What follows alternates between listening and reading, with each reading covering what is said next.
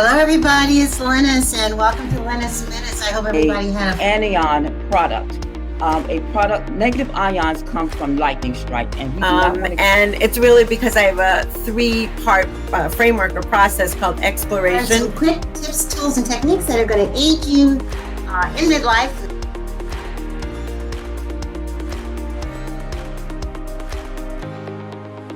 That you are. So I thought maybe that you might talk a little bit about your viewpoint in terms of your practice and the necessity of healing the soul. Absolutely. And how one can begin to go about doing that in terms of how it might impact how they're feeling right now. So as you mentioned, I've known you for, it was probably 2013 actually when I published my first book, so almost 10 years. And I published the Soul Health Model, and the Soul Health Model is basically a model to help people get through the human condition. And it's a model of a tree, and so I have 10 different branches of the human condition that pretty much everybody is trying to figure out and balance.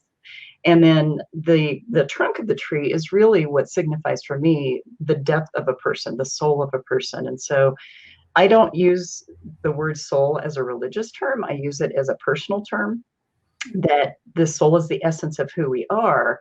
And particularly in a case like this, we cannot be going through and experiencing all of the different layers of a pandemic without having the essence of who we are negatively affected or impacted. There's just no way we can.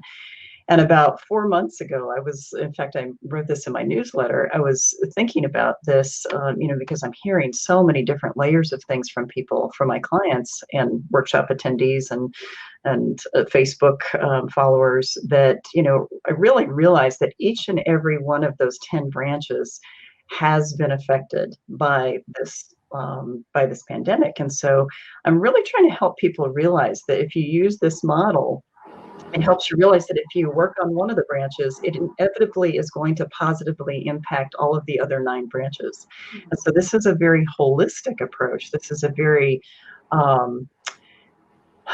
comprehensive approach, and yet people think it takes a lot of work to take care of themselves and their souls, and it really doesn't. We have to go back to the basics, and I think that is the number one thing people mistake, is that we have to go through and spend hours on our self-care and carve out all this time, which we do not have. Like you said, if we are homeschooling right now, or if we are trying to take care of elderly patients or the parents, whatever the situation, we don't have those hours of time.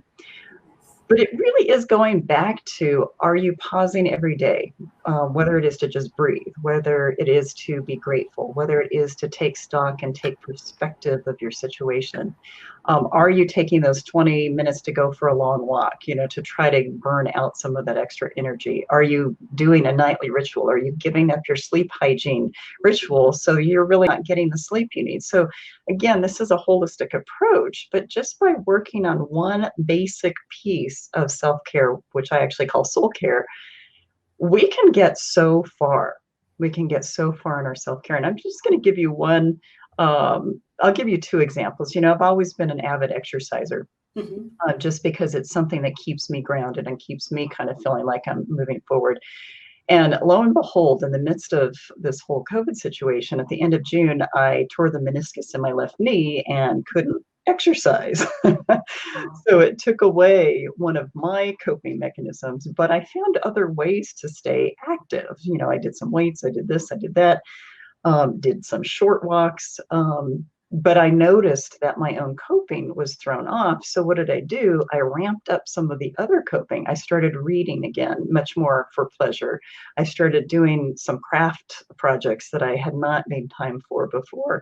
I basically started lighting a candle every morning when I would get ready for work, because just the simple flick of a candle helped ground me, helped one of mine, be present. And so these little things, that you can implant in your day help your mental health, help your soul health, help your overall health.